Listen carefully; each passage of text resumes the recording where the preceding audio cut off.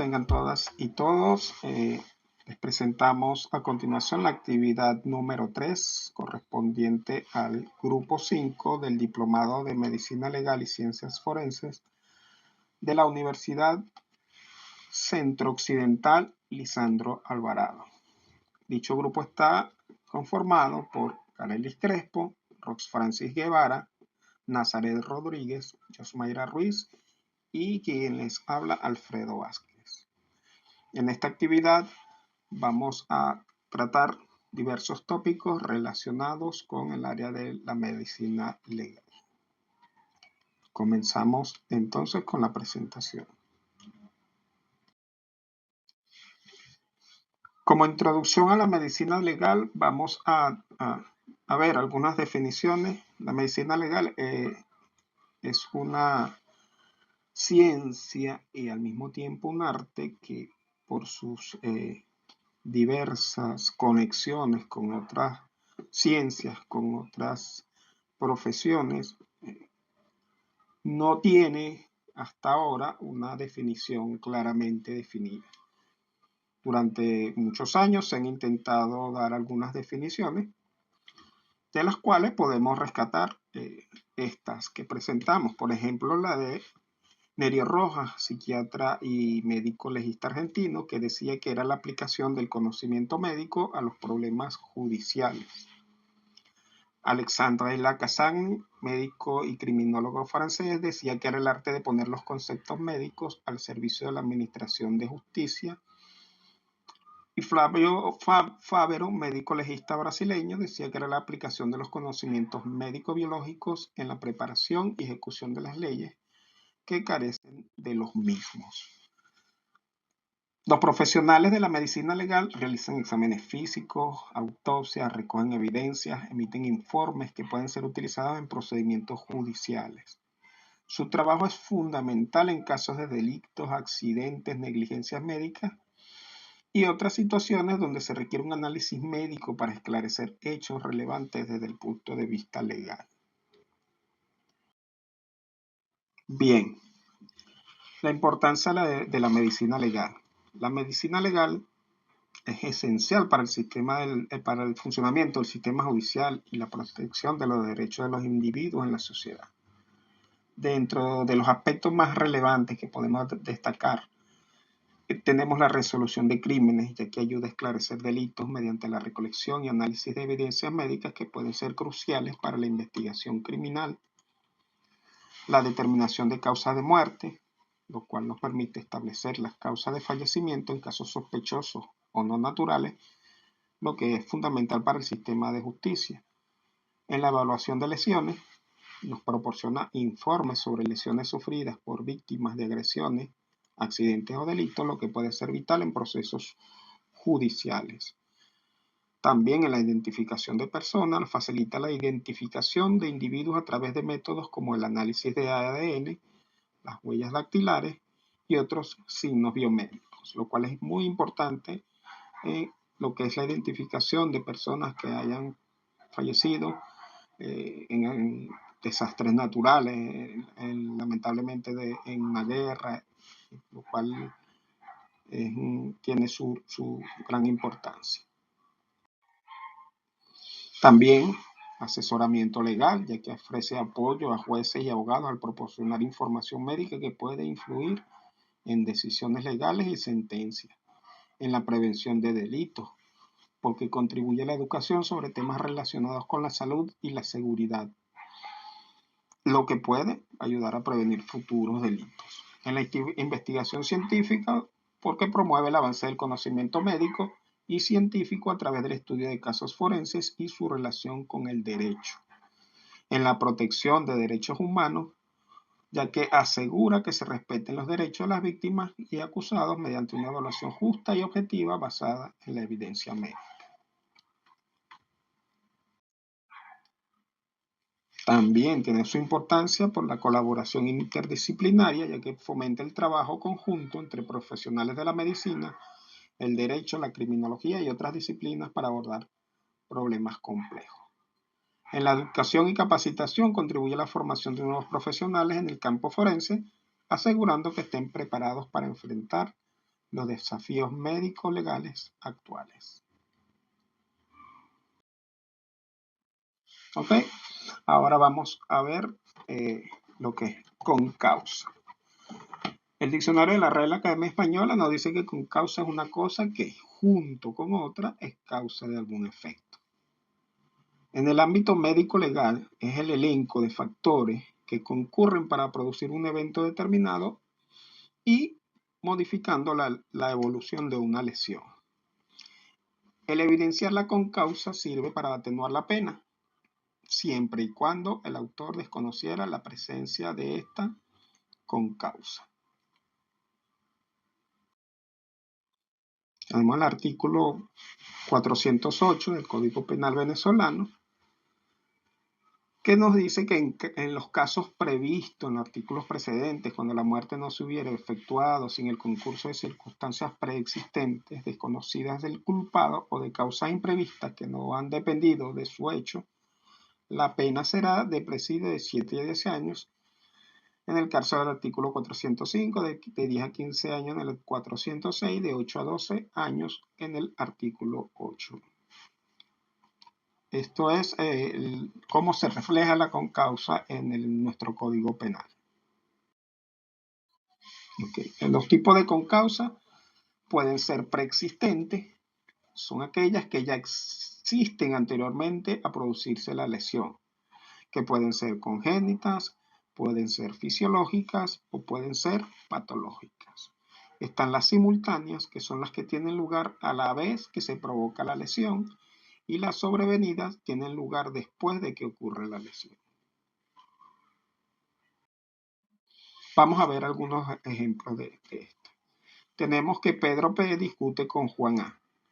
y con la intención de lesionarlo le propina un golpe en el pecho, pero resulta que Juan padece una cardiopatía y el golpe que le propinó Pedro desencadena una crisis cardíaca y entonces Juan muere. Pedro desconocía la enfermedad de Juan y solo quería lesionarlo. Un golpe no era suficiente por sí mismo para producirle la muerte a una persona. Pero por otro lugar, a pesar de que Juan padecía de cardiopatía, esta no le habría producido daño alguno, podría haber seguido viviendo mucho tiempo con esa cardiopatía si no se hubiese producido este lamentable acontecimiento. El golpe en el pecho se asocia a la cardiopatía de Juan, o sea, concurren estos dos factores y es de esa asociación que se produce la muerte. Entonces aquí estaríamos hablando de una causa preexistente de tipo congénito. Otro ejemplo, una persona con la intención de matar a otra le ocasiona una herida en el brazo que no lo mata, la herida por sí no era letal, pero es trasladado a la emergencia de un hospital y el médico, sin hacerle la anamnesis correspondiente, no le pregunta si es alérgico a la penicilina, le pone este medicamento y como él es alérgico, tiene una reacción que le produce la muerte. En este caso, la negligencia del médico ayuda a que se produzca el resultado fatal. Estaríamos hablando entonces de una concausa sobrevenida. Otro ejemplo, un hombre sorprende a un sujeto tratando de ingresar a su vivienda y lo golpea repetidamente con un bate de béisbol en los miembros inferiores, provocando fractura de tercio medio del fémur izquierdo. La fractura provoca un embolismo graso que le provoca la muerte. ¿Sí? Aquí tenemos el caso de una concausa simultánea. El sujeto, el hombre, sorprende al sujeto, lo golpea, le produce una lesión que desencadena este embolismo graso que le va a provocar la muerte.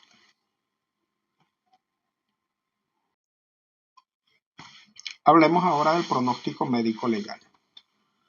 Un pronóstico en el término médico es la predicción en función de la evolución de un paciente o el posible resultado luego de una intervención, un tratamiento, de una afección o enfermedad. Esto nos va a indicar qué posibilidad hay de que sucedan situaciones desfavorables o no para el paciente durante el desarrollo de una enfermedad que esté sufriendo. El pronóstico médico en sí no tiene por qué estar relacionado con el trastorno que el sujeto presenta, sino con la expectativa que se tenga en un caso concreto. Tenemos un ejemplo, dos pacientes con un mismo tipo de cáncer pueden tener pronóstico diferente, a pesar de que tengan la misma enfermedad, el mismo tipo, pero según el grado de afectación que tengan los dos pacientes van a tener pronósticos diferentes. Entonces la clasificación clínica, el pronóstico médico, tenemos el pronóstico favorable. Generalmente se hablan de 3 o 4 clasificaciones. Vamos a ver cuando se tratan tres categorías, que son las que vamos a ver a continuación. Pronóstico favorable o bueno. Son casos en los que las pruebas existentes hacen pensar que el curso de la enfermedad que el paciente padece conduce a su recuperación. Nada nos indica que su paciente vaya a quedar con secuelas ni que vaya a fallecer. El pronóstico moderado o intermedio nos va a decir que la expectativa que tenemos respecto al estado de salud del paciente no es muy positiva, pero que no existen datos tampoco que nos hagan pensar en la posibilidad de muerte en un futuro inmediato. El pronóstico grave o un mal pronóstico nos hablan de que las condiciones de determinado paciente nos dicen que existe un riesgo muy grande de que ese paciente fallezca o bien de que vaya a tener severas limitaciones en su vida, tener la pérdida de algún sentido o que va a estar bastante limitado en su funcionamiento posterior en caso de que no fallezca. Y el pronóstico reservado, en este caso hablamos en la situación de que los médicos, los profesionales a cargo del paciente, no son capaces de determinar la posible evolución o qué va a pasar con el paciente, si va a fallecer, si se va a recuperar, ya que no hay los suficientes datos, la suficiente información. Por ejemplo, no saben qué es lo que tiene el paciente, no se ha determinado, por ejemplo, los resultados de algunos exámenes que clarifiquen cómo va a ser esa posible evolución del estado del paciente. Entonces hablamos que es un pronóstico reservado en ese caso. No se puede decir a ciencia cierta cuál va a ser el futuro cercano a término de corto, mediano o largo plazo de ese paciente. Entonces es un pronóstico reservado. En cuanto al pronóstico médico legal, es una clasificación de la gravedad de las lesiones que está al servicio de la Administración de Justicia e intenta armonizar criterios médicos con criterios jurídicos. Entonces aquí ya empezamos a ver las diferencias entre pronóstico médico y pronóstico médico legal. El pronóstico médico legal entonces va a estar al servicio de la Administración de Justicia, de que dependiendo de la gravedad de esas lesiones, pues se determine cuál va a ser el curso legal a seguir en el caso de que haya un intento de homicidio o en caso de que sea accidental, sea laboral. Entonces se va a determinar las correspondientes responsabilidades y cuáles son el curso legal que se va a dar con ese paciente. Entonces, el pronóstico médico legal va a tener en cuenta unos criterios que pueden ser si requiere atención médica o hospitalización, según la tipología de la lesión, la gravedad y la zona afectada, si se genera incapacidad temporal o permanente, el tiempo de recuperación y la persistencia de las secuelas. Las categorías tienen su origen en el Código Penal y en nuestro caso de Venezuela, pues tenemos que son las siguientes. Tenemos las lesiones levísimas que no meritan atención médica. En el caso de la imagen, pues tenemos una lesión que recuperará por sí misma en un poco tiempo, es muy superficial y no requiere atención médica. Tenemos las lesiones leves que requieren un lapso de 9 días de recuperación como mínimo o inhabilitación, como quemaduras de primer grado, tenemos heridas cortantes que no amenacen con la vida del paciente, entonces van a tener un lapso de 9 días de curación. Tenemos las de mediana gravedad, que establecen un tiempo de asistencia o inhabilitación de 10 a 19 años. A 19 días. Como ejemplo, tenemos los que vemos en las imágenes, un hematoma periorbital, tenemos el caso de lesiones cervicales, traumatismos cervicales, que entonces van a requerir un tiempo más prolongado de asistencia, curación o inhabilitación. Y tenemos las graves, cuyo tiempo de asistencia, curación e inhabilitación es de más de 20 días. En caso tenemos fracturas, tenemos lesiones que amenacen la vida del paciente. Y tenemos las lesiones gravísimas, son que van a producir secuelas físicas o mentales graves, permanentes o incapacitantes. La desfiguración, la mutilación de algún miembro entran dentro de esta categoría. Entonces, hablamos de lesiones. La palabra proviene del latín laesio, laedere, que significa hacer daño. En medicina legal es toda alteración de la salud o cualquier otro daño que deje una secuela material o psíquica en el cuerpo humano si estos efectos son producidos por causas externas al mismo organismo. Ellas pueden suceder de forma pasiva, activa o mixta. Pasiva cuando el cuerpo humano se dirige hacia el objeto lesivo. Activa cuando el cuerpo humano detiene al objeto vulnerante, y mixta cuando hay una alternancia de las anteriores, es decir, de la pasiva y de la activa. Desde el punto de vista de su gravedad, se pueden clasificar como mortales y no mortales, siendo las primeras responsables de la muerte del individuo, bien de forma inmediata o diferida, y las segundas son aquellas que, aunque produzcan una gravedad variable, no van a producir la muerte del individuo. De acuerdo a la intencionalidad, pueden ser dolosas o culposas. De acuerdo con el arma o material con que se produjeron, pueden ser mecánicos, físicos, químicos, por agentes biológicos debidas al sobreesfuerzo o por agentes psicológicos.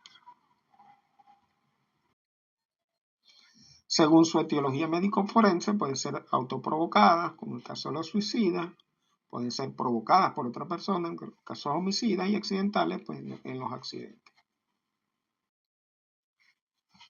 Hablemos ahora de heridas por arma blanca. Las armas blancas son aquellos instrumentos utilizados como utensilios de ataque o de defensa, cuyo mecanismo de lesión es activo y son considerados dentro de los agentes mecánicos. De acuerdo con su mecanismo de producción, ellos se van a clasificar en heridas por instrumentos punzantes, heridas por instrumentos cortantes, heridas por instrumentos cortopunzantes y heridas por instrumentos cortantes y contundentes.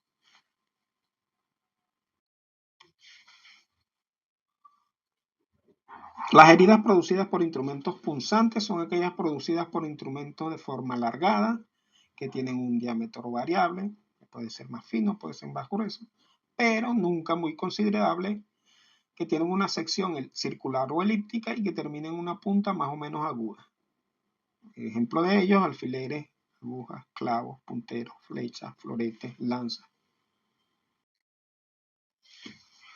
Las heridas que producen estos instrumentos se definen por la existencia de un orificio de entrada y por un trayecto más o menos largo, y cuando traspasan por completo una zona del cuerpo, van a tener un orificio de salida. Vemos aquí ejemplos de lesiones por herida de armas blancas. Típicamente vemos una lesión puntiforme y va a ser, desde su trayecto va a ser alargado.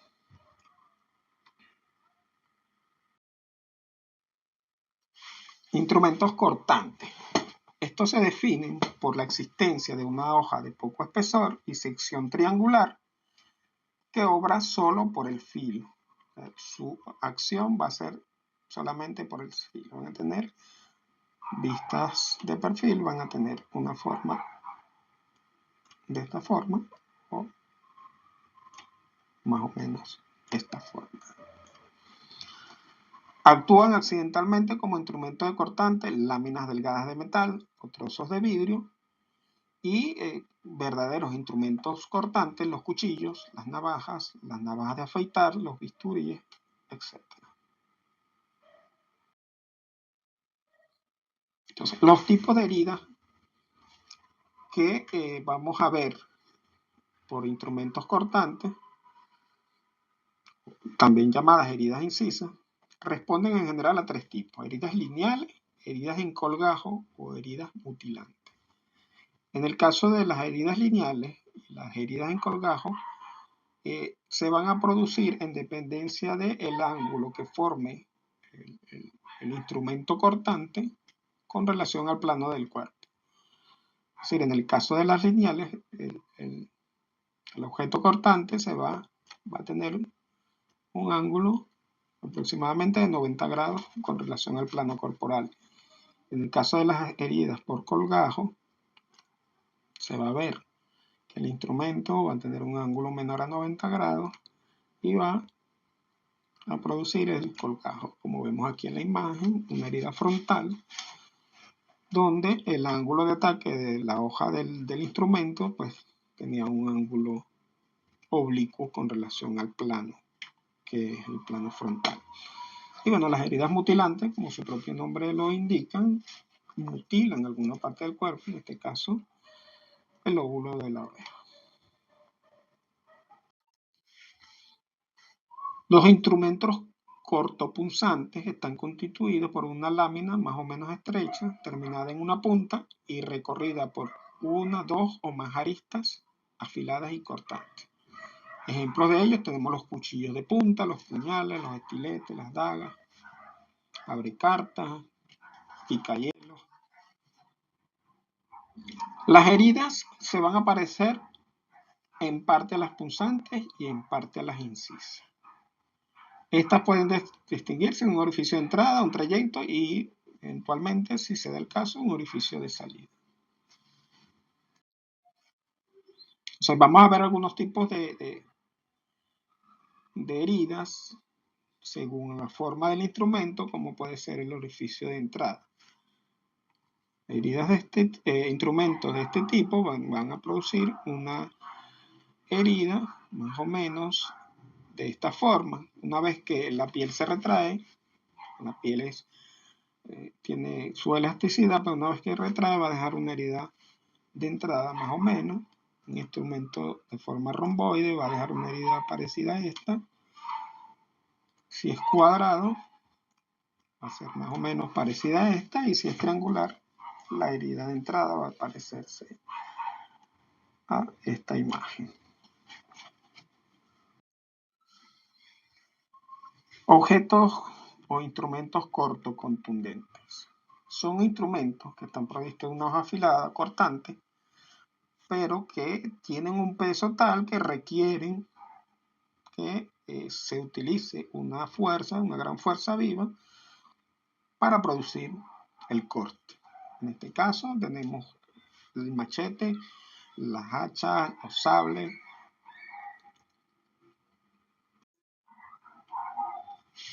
Y bueno, en este caso las heridas, la profundidad va a superar a las producidas por instrumentos cortantes. Y en ella vamos a ver el fenómeno de que ella no va a respetar las partes duras, como un instrumento cortante, pero que también es contundente. Ella va a afectar cartílagos, huesos, o sea, cualquier parte dura, vamos a ver afectación. Y incluso podemos ver equimosis producidas por la contundencia de la lesión.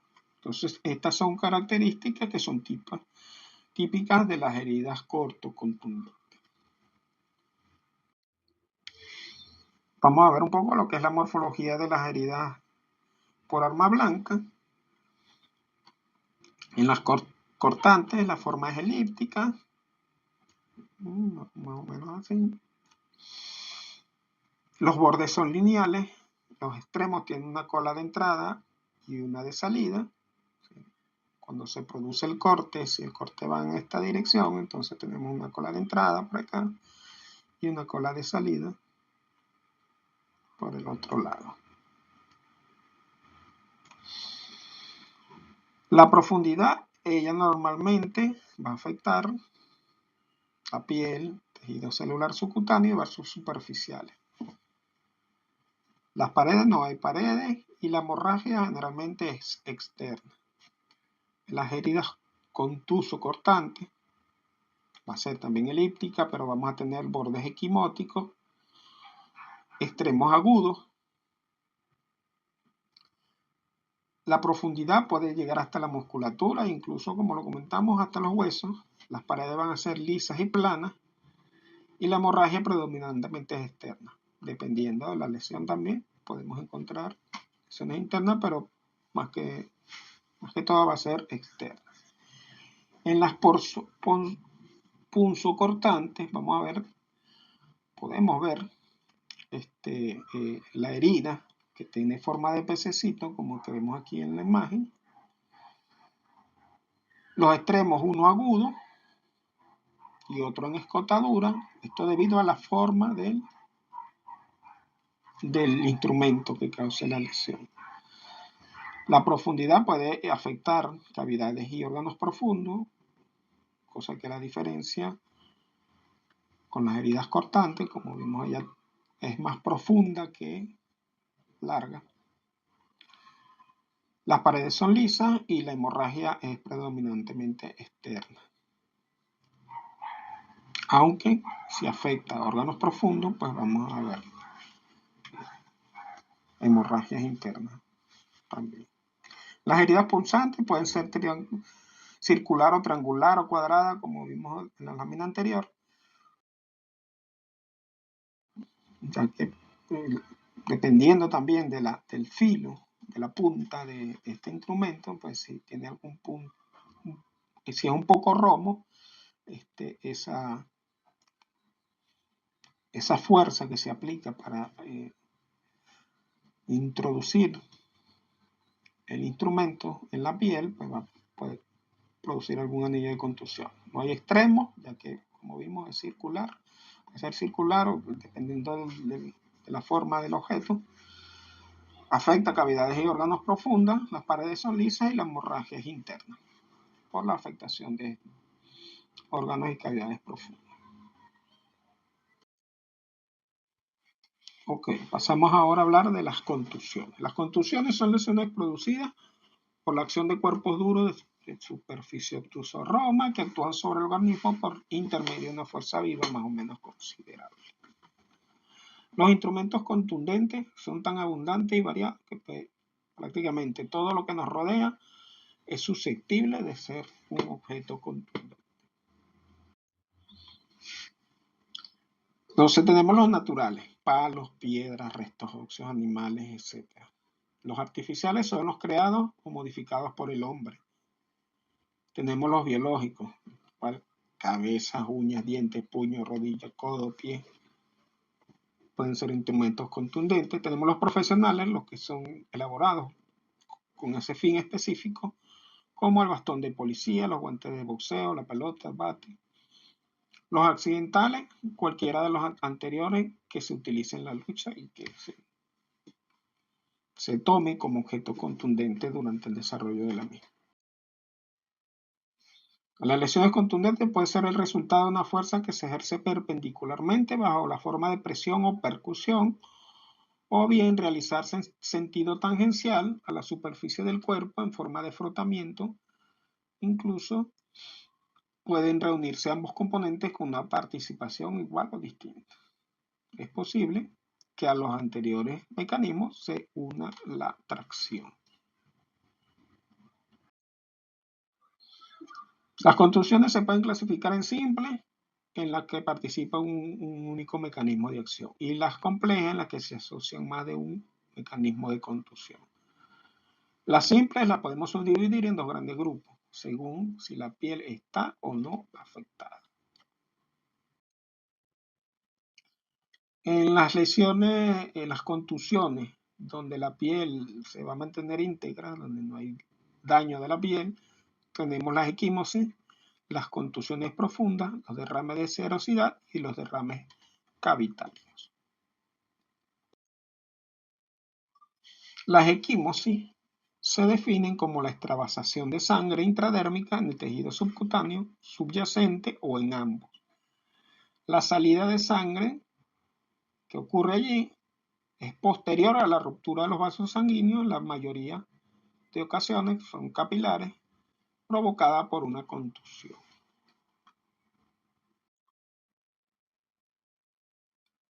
Lo vamos a ver a simple vista como un cambio de color, dependiendo del tiempo de evolución, como lo veremos posteriormente, localizada en el sitio del impacto del objeto contundente o en un sitio un poco alejado del área de impacto, sin relieve. Debe dibujar la porción del objeto contundente que se utilizó. Si es redondo, la equimosis va a ser redonda como el objeto. Si es alargada,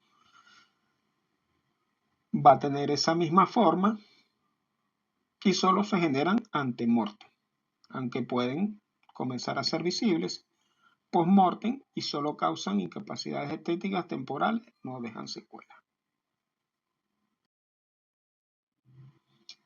Tenemos las sugilaciones que se consideran equimosis, pero causadas por la succión. Es muy frecuente verlos en delitos donde se involucra la violación, el acto sexual, etc. El equimoma se diferencia de la equimosis por tener una extensión mucho más amplia, como vemos en la imagen.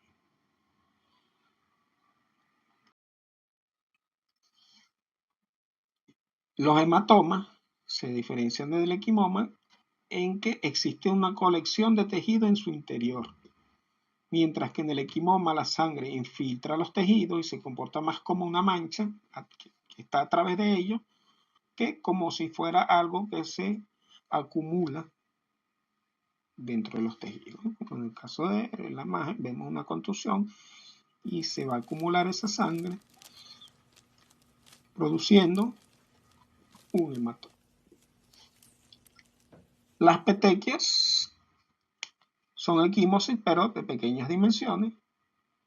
Muchas veces están en conjunto o en agrupaciones llamados punteados hemorrágicos. O sea, las equimosis van a tener una evolución cromática que diferentes autores le dan un determinado periodo de tiempo. Por ejemplo, Simonin, así que cuando el equimosis tiene un color rojo oscuro, es reciente, a los 2 o 3 días se va a poner negruzca, de 3 a 6 días azulado, de 7 a 12 días adquiere una coloración verdosa, de 12 a 17 días amarilla y a los 25 días ha desaparecido. Bonnet,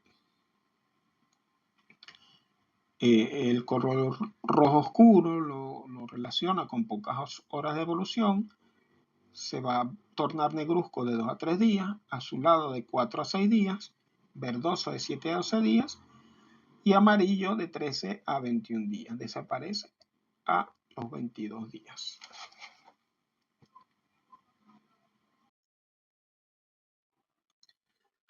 Ok, hablemos ahora de las contusiones donde hay lesión cutánea, las simples.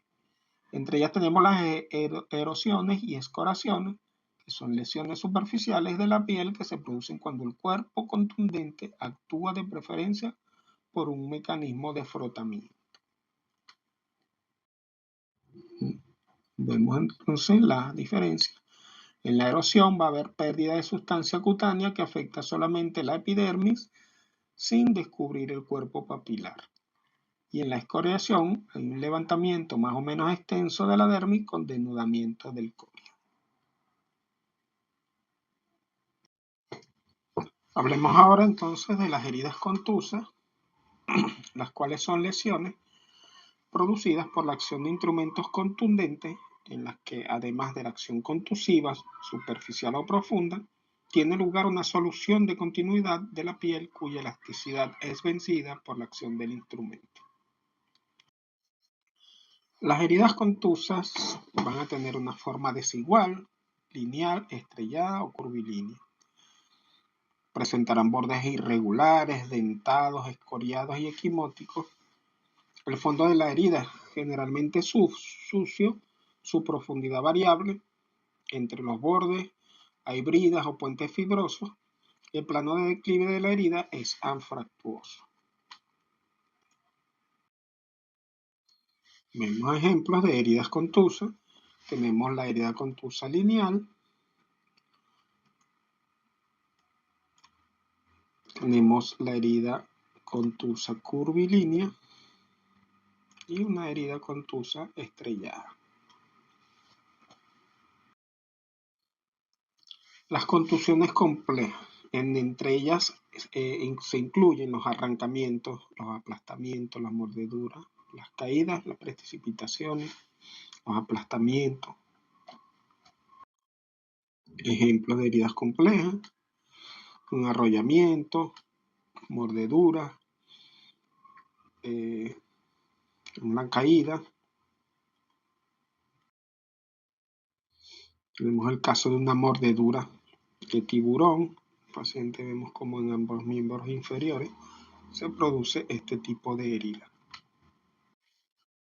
Pasamos ahora a hablar de las heridas por proyectiles disparados por armas de fuego.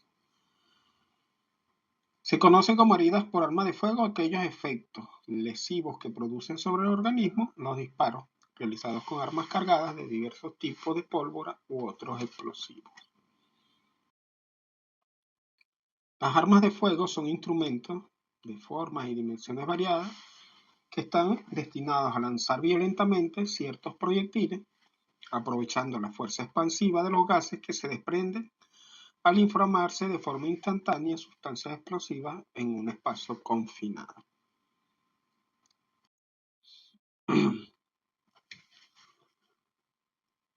Podemos ver varios criterios para clasificar las armas de fuego. Según su alcance y en relación con la longitud del cañón, tenemos las armas cortas, que intervienen, esta la vamos a ver mayormente, con mayor frecuencia en asuntos criminales. Entre ellos están las pistolas, los revólveres, las pistolas automáticas, las pistolas ametralladoras. Tenemos las armas largas, que se utilizan para la caza y con fines de guerra: escopetas, fusiles, carabinas, fusiles ametralladoras, subfusiles y metralletas. Según la carga que disparan, tenemos las de armas de proyectiles múltiples y armas de proyectil único. Según la constitución de las armas, tenemos las armas típicas, que son fabricadas en empresas dedicadas para tal fin, por fabricación en serie. Las armas normalmente que vemos: escopetas, rifles, revólveres, pistolas. Y las atípicas, que son aquellas realizadas, fabricadas artesanalmente, como lo que nosotros conocemos como los chopos. Okay. Los elementos que van a integrar los disparos. Entre ellos tenemos la pólvora, que es una mezcla explosiva que le va a dar el impulso, la propulsión al proyectil, a la bala. Ella produce gases, llamas, granos de pólvora que no ha sido totalmente quemado, y hollín negro de humo. También vamos a ver en algunas armas, como las escopetas, actualmente únicamente se ven el taco, que pueden ser que tienen forma de arandelas, de disco de cartón o elementos de plástico, como vemos en la imagen. Y el proyectil es el agente más importante de las heridas por disparo de armas de fuego. Las heridas por arma de fuego se clasifican según la distancia del disparo. Tenemos el disparo de contacto, en el cual el arma va a estar entre 0 y 2 centímetros de la parte del cuerpo donde se produzca el disparo. Tenemos el de próximo contacto, que va entre 2 centímetros a 60 centímetros, y el disparo a distancia a más de 60 centímetros de la víctima. La morfología por las armas de fuego. Entonces, tenemos una herida de entrada que generalmente es única por cada disparo, pero que también puede ser múltiple, como en el caso de una mama péndula, donde la bala entra, vuelve a salir y vuelve a entrar en el cuerpo. Cuando, por ejemplo, también atraviesa el brazo antes de alcanzar el tronco o perfora sucesivamente los dos muslos, o la víctima levanta su mano como para detener el disparo. También pueden producirse varios orificios de entrada si la bala se fragmenta antes de alcanzar el blanco al chocar con un cuerpo duro. El orificio es generalmente redondeado u oval. En las heridas hechas a distancia, el orificio adopta la forma de un ojal o hendidura, y a corta distancia la herida va a presentar un aspecto desgarrado como estrella debido a la acción de los gases que se difunden con violencia por debajo de la piel.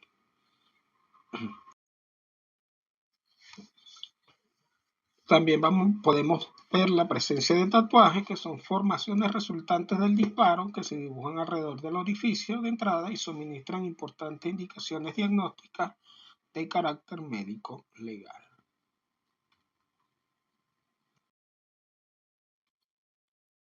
Entonces vemos ejemplos de herida por disparo de contacto. Aquí vamos a tener este signo de boca de mina de Hoffman. Vemos la herida de forma estrellada. Vamos a ver la presencia de humo, negro de humo o hollín, producto de la deflagración de la pólvora. Y bueno, en esta imagen, bueno, vemos esquemáticamente cómo se produce el disparo y los gases, los elementos del disparo prácticamente entran por el orificio de entrada y van a producir estas lesiones, este tipo de lesiones. Aquí tenemos otros signos clásicos de lo que son las heridas por arma de fuego, el signo de Benassi. Vemos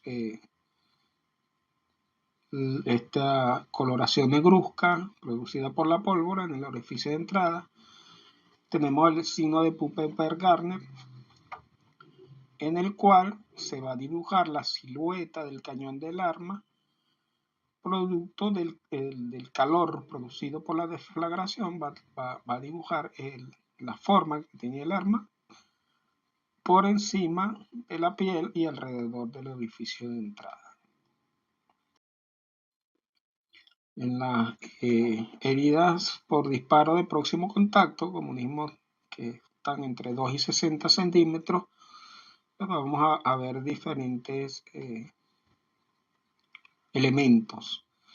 Podemos ver el tatuaje real, que es el que queda de forma permanente alrededor de la lesión, producto de la pólvora que impacta alrededor del orificio de entrada.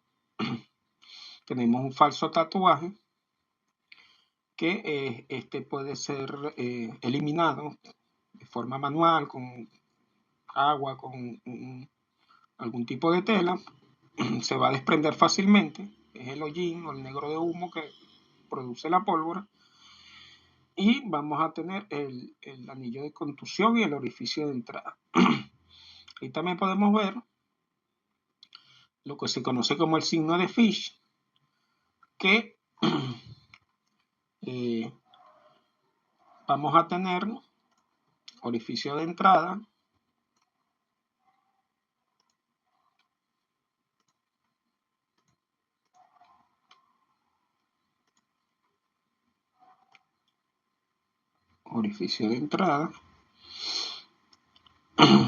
alrededor vamos a ver el anillo de contusión, que es el que se produce cuando la bala impacta sobre la piel, una zona que puede ser equimótica, y alrededor lo que se conoce como anillo de enjugamiento, que es los restos que deja la bala al entrar. Si la bala tiene algún tipo de sustancia que puede haber quedado encima de ella, como grasa, aceite por la limpieza del arma, pues al entrar se va, por decirlo así, se va a limpiar en la piel y va a dejar este signo. En el caso de que sea directamente sobre la piel, puede quedar en la piel, y en el caso de que sea en la ropa, pues puede quedar encima de la ropa. A este signo se le conoce como el anillo de Fish.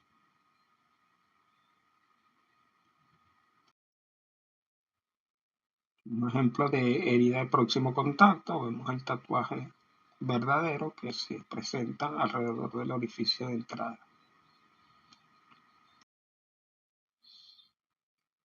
Un ejemplo de herida a distancia, allí no vamos a ver tatuaje, podemos encontrar el anillo de contusión, y también allí se podría encontrarse el anillo de enjugamiento, el anillo de limpiamiento. Herida de entrada, orificio de entrada, orificio de salida. En las heridas por perdigones se puede determinar la distancia aproximada por la dispersión de los perdigones en una escopeta. A 5 metros los perdigones se van a dispersar en una distancia aproximada a la que corresponde la cabeza de una persona. A 10 metros abarcaría la cabeza y el cuello, a 15 metros la cabeza y la mitad superior del tórax, y a 25 metros la dispersión de los perdigones alcanzaría la mitad del cuerpo. Tenemos aquí ejemplos de heridas por perdigones, lo cual en este caso, una herida de corta distancia, no hay dispersión de los perdigones, sino que todos provocan una lesión bastante grande, pero un orificio único. Incluso a esta corta distancia podemos encontrar dentro de la herida el taco del cartucho de la escopeta que se introduce en la misma herida. Tenemos una herida por perdigones, aquí vemos una herida bastante extensa en la cara de un paciente. El trayecto, se puede determinar el sentido del trayecto por la dirección del disparo. En heridas sin orificio de salida, el eje del trayecto sirve para marcar la dirección del disparo. Antes de posible, hay que tener en cuenta que pueden haber desviaciones al penetrar la bala en el cuerpo. Y en las heridas con orificio de salida, pues vale la misma norma anterior. El trayecto del disparo se puede determinar por la dirección del mismo. Los orificios de salida en las heridas por armas de fuego pueden o no pueden estar presentes. Tienen una forma que por lo general es irregular, es más grande que el de entrada, con bordes vertidos, va a carecer anillo de contusión y tatuaje. La forma más frecuentemente observada es la estrellada, y se pueden observar orificios redondeados o en hendidura cuando el disparo es de forma oblicua. Como ejemplos de orificios de salida, vemos las formas estrelladas que produce. En este caso, un orificio de salida por un disparo oblicuo. Aquí tenemos un ejemplo de orificio de salida en la mano. Vemos que hay un daño bastante considerable, probablemente tratando de forma instintiva de evitar el disparo, pues la persona puso la mano y recibió esa herida. Probablemente en este caso pues tengamos más de un orificio de entrada producido por un mismo disparo. Ahora, como último tópico de esta presentación, vamos a hablar de las quemaduras. Las quemaduras son lesiones que resultan de la acción de agentes físicos, químicos, biológicos, que cuando actúan sobre los tejidos van a dar lugar a reacciones locales o generales y cuya gravedad va a estar directamente relacionada con la extensión y la profundidad de las mismas. Pueden ser producidos por agentes físicos, entre los cuales está el calor, la electricidad, calor radiante, las radiaciones. Pueden ser radiaciones ionizantes, rayos gamma, rayos X. Tenemos los químicos, entre las están las sustancias cáusticas y corrosivas. Y entre los biológicos, pues son seres vivos como insectos, medusas, peces, batracios, ciertas plantas, etcétera, que producen lesiones. La etiología más frecuente dentro del punto de vista médico-legal es la accidental. Vemos la manipulación de sustancias inflamables, muchas veces produce este tipo de lesiones, aunque a veces se dan casos homicidas o suicidas, o como vemos en la imagen, en algunos países de Asia, algunas personas lo utilizan como forma de protesta, la inmolación por quemaduras. La clasificación de las quemaduras, entonces tenemos quemaduras de primer grado, que se denominan eritemas y consisten en un enrojecimiento de la piel resultante de la vasodilatación capilar local, que se acompaña de prurito y dolor por la irritación nerviosa.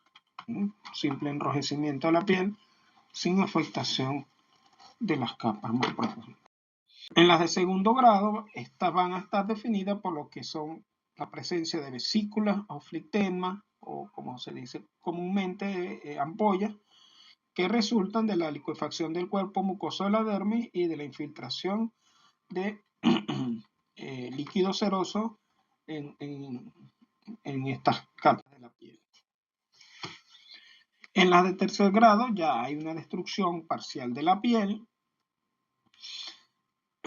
y ellas originan una lesión que se conoce como escara, que tiene un aspecto como el de la que vemos en la imagen, blanquecino o blanco grisáceo, que afecta la dermis y el tejido conjuntivo subyacente. En las quemaduras de cuarto, quinto o sexto grado se va a producir una lesión total del tejido, llegando a la carbonización, esto va a afectar, según el grado, la dermis, la epidermis, tejido celular subcutáneo, las fascias de los músculos, paquetes vasculonerviosos y también las cavidades serosas.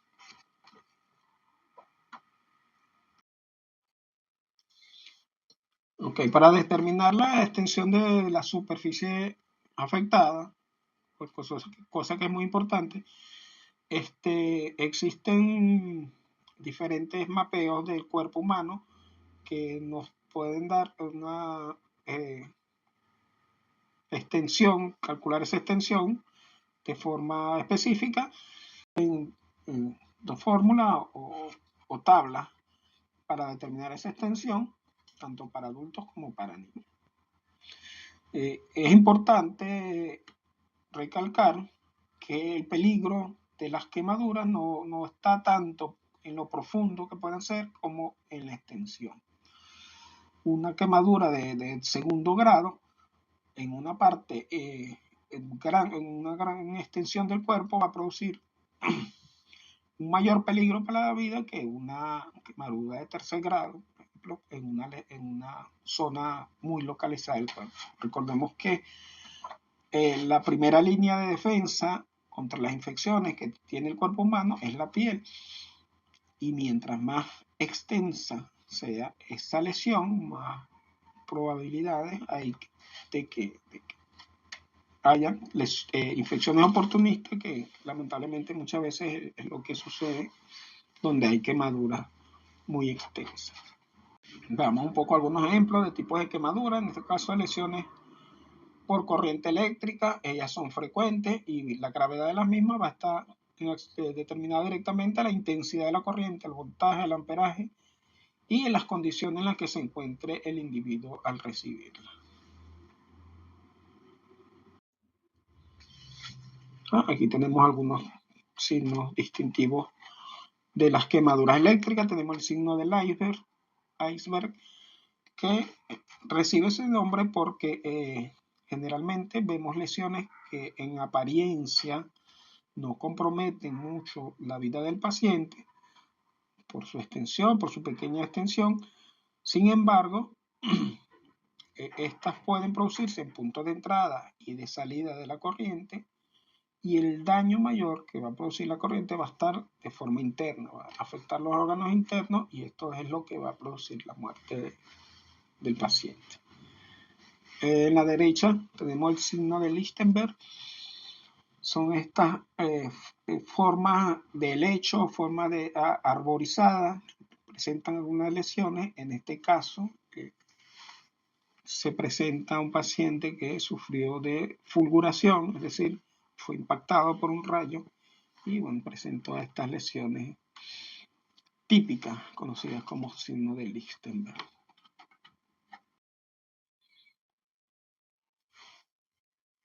Quemaduras por congelación. Bueno, sabemos que también las temperaturas extremas elevadas, como por debajo de cierto límite, van a producir daño en el organismo.